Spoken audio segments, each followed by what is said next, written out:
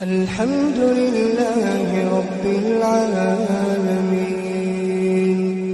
الرحمن الرحيم اعوذ باللہ من الشیطان الرجیم بسم اللہ الرحمن الرحیم الحمد للہ رب العالمین الرحمن الرحیم مالک یوم الدین إياك نعبد وإياك نستعين اهدنا الصراط المستقيم صراط الذين أنعمت عليهم غير المغضوب عليهم ولا الضالين آمین۔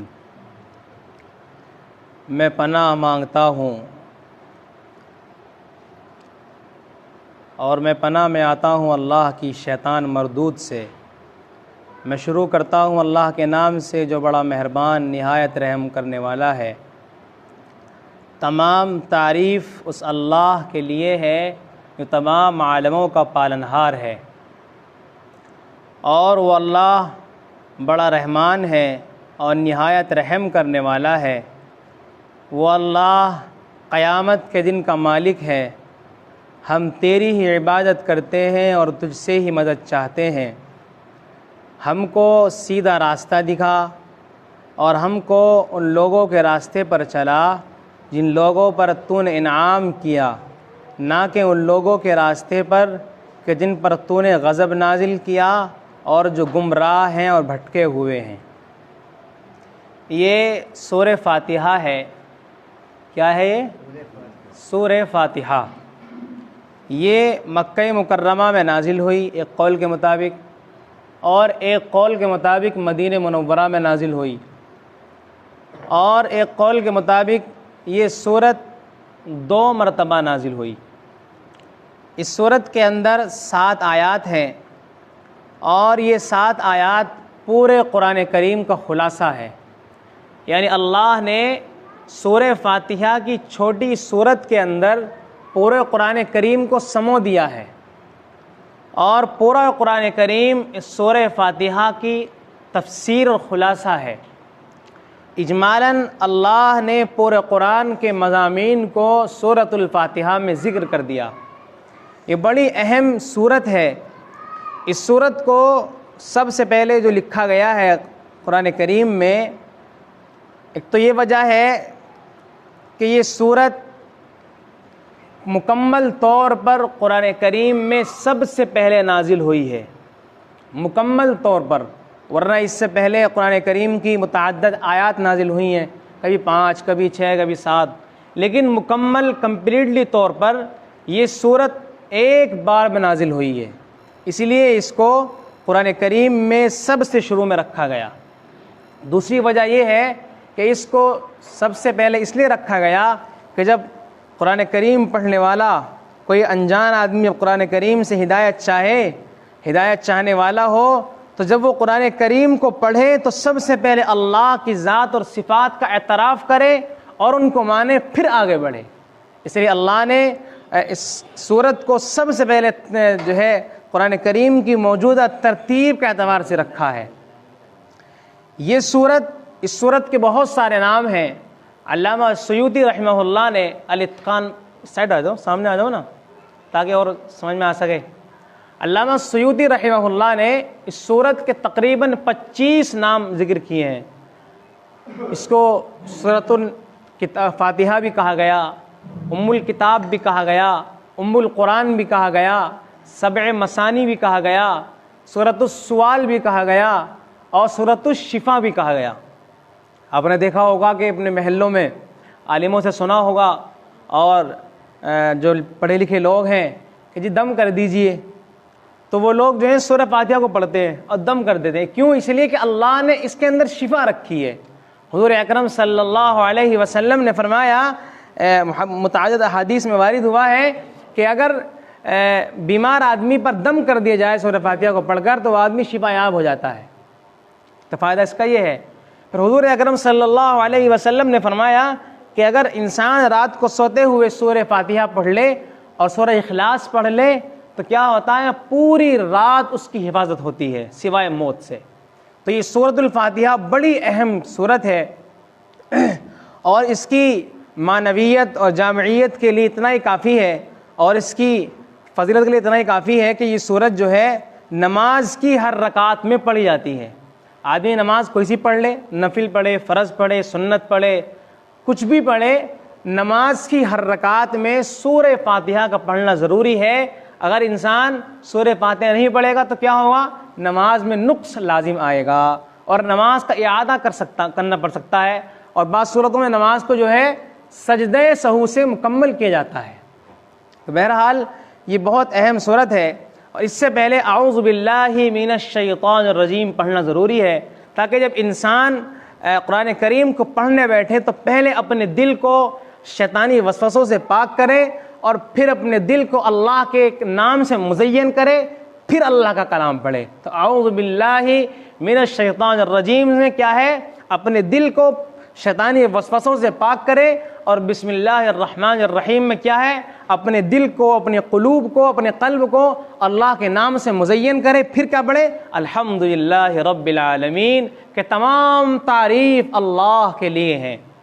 دنیا میں جہاں کہیں بھی تعریف ہو رہی ہے، یا ہوگی آج تک یا قیامت تک ہوگی، اور چلی آ رہی ہے آج تک تعریف کسی بھی چیز میں ہو، تو ان میں ہر تعریف اللہ کے لیے ہے۔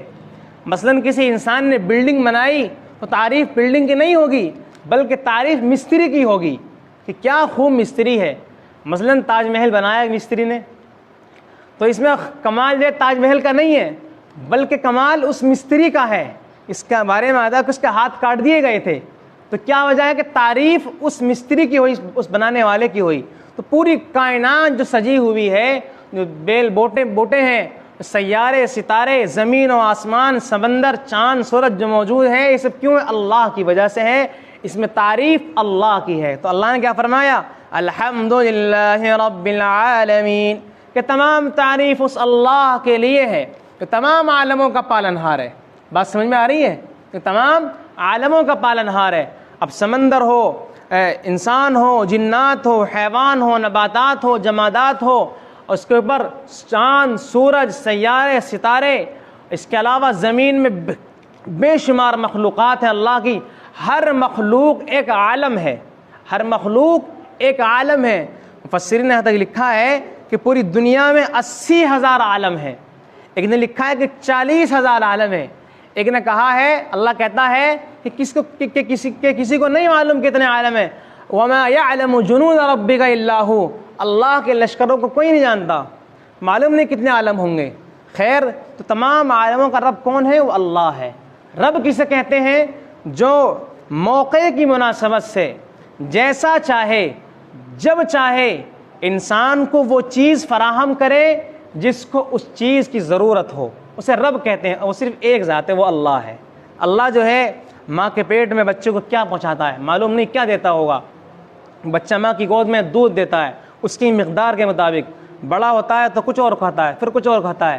تو یہ کام جو رب کر سکتا ہے کہ جب چاہے، جیسا چاہے، جتنا چاہے، مقتضی حال کے مطابق چیز کو فراہم کرنا، یہ صرف اللہ کا کام ہو سکتا ہے، اللہ کے علاوہ یہ کسی اور کے بس کی نہیں ہے۔ آگے فرمایا الرحمن الرحیم، جو بہت رحم کرنے والا ہے، دنیا میں بھی اور آخرت میں بھی۔ رحمان کا تعلق دنیا سے ہے کہ دنیا میں مرد، عورت، کافر، مشرک، منافق، یہود و نصارہ، ہر ایک کے لیے اللہ کی رحمت برابر ہے۔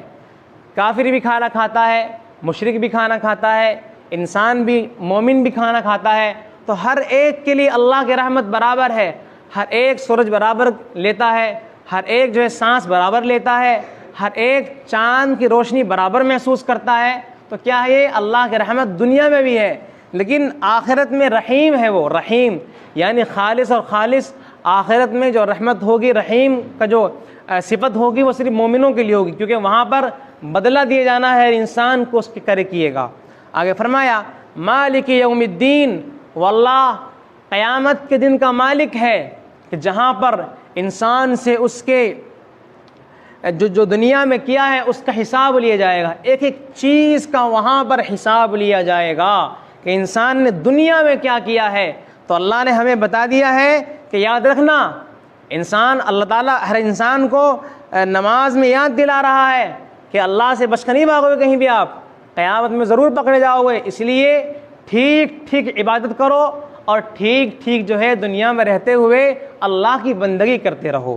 ایاک نعبد و ایاک نستعین، اے اللہ ہم تیری ہی عبادت کرتے ہیں اور تجھ سے ہی مدد چاہتے ہیں۔ اب دیکھیے پوری دنیا میں جو تعریف ہو رہی ہے وہ اللہ کی ہے، اب جس کی تعریف ہے تو یقیناً اس کی ہی عبادت ہونی چاہیے، اس کی ہی بندگی ہونی چاہیے، اور وہ صرف اللہ کی ذات ہے۔ رام کی، کرشن کی، سیتا کی بندگی نہیں، بلکہ بندگی صرف اللہ کی ہے، کہ اللہ نے ہم سب کو پیدا کیا اور وہی ہمیں مارے گا، وہی ہمیں جلاتا ہے، وہی ہمیں پانی پہ دیتا ہے، وہی ہمیں سانس دیتا ہے۔ وَإِيَّاكَ نَسْتَعِينُ، اور ہم تجھ سے ہی مدد چاہتے ہیں۔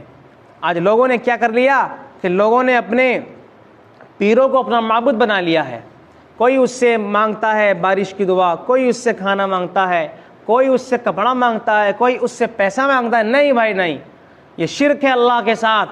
اللہ نے یہاں پر یاد دلا دیا پہلی سورت میں، سورہ فاتحہ میں، کہ بندے اگر مانگنا ہے تو اللہ سے مانگنا، کیونکہ اللہ ہی دینے والا ہے۔ دنیا میں تمام مخلوق اللہ کی محتاج ہے اور اللہ کسی کا محتاج نہیں ہے، اس لیے کہا گیا ایاک نعبد و ایاک نستعین، کہ ہم تیری عبادت کرتے ہیں اور تجھ سے ہی مدد چاہتے ہیں۔ آگے فرمایا اہدنا الصراط المستقیم، اے اللہ ہمیں سیدھا راستہ دکھا۔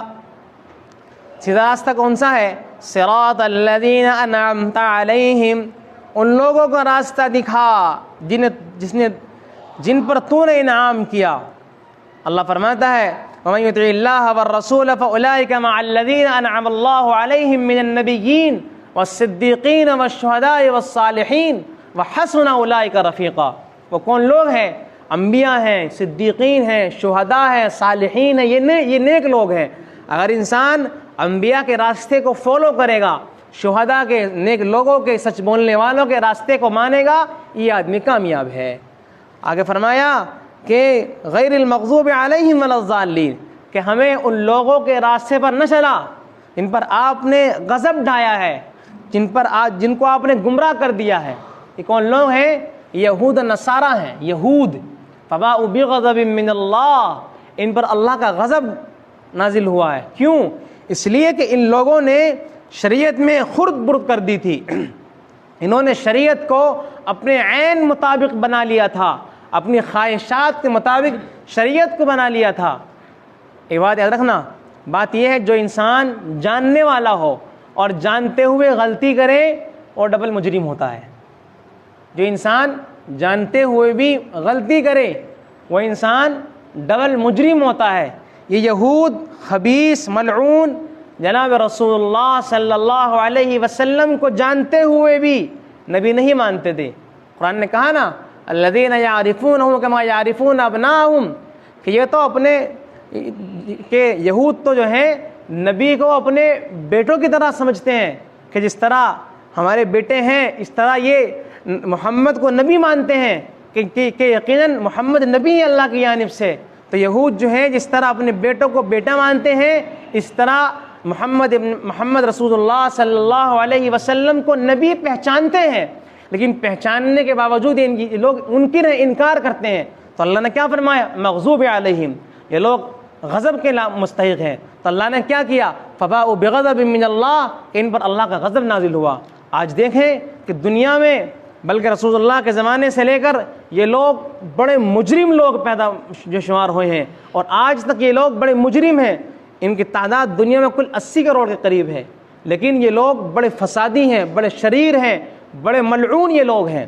آگے فرمایا ولا الضالین، اور ان لوگوں کے راستے پر نہ چلا جن لوگوں پر جو لوگ گمراہ ہیں۔ یہ لوگ کون ہیں؟ کرسچن، نصارہ، سیدنا عیسیٰ علیہ السلام کو ماننے والے۔ یہ لوگ جانتے نہیں تھے کہ اس کے باوجود انہوں نے اللہ کے رسول کی نہیں مانی، تو کیا کیا؟ ان کو جو ہے دھتکار دیا گیا، اور ان پر قیامت تک کے لیے ان پر جو ہے گمراہی مسلط کر دی گئی، جب تک کہ یہ جناب رسول اللہ صلی اللہ علیہ وسلم کے غلام نہ بن جائیں، آپ کی غلامی میں نہ آ جائیں، یہ لوگ بھٹکتے رہیں گے۔ تو ہمیں اللہ تعالیٰ نے ایک دعا کا طریقہ سکھلایا ہے کہ ہر نماز میں انسان کو دعا مانگنی چاہیے صراط مستقیم کی، سیدھے راستے کی۔ وہ راستہ کون سا ہے؟ وہ راستہ پورا قرآن کریم ہے۔ یہ پورا قرآن کریم سیدھا راستہ ہے، انشاءاللہ تفصیلاً بیان کیا جائے گا۔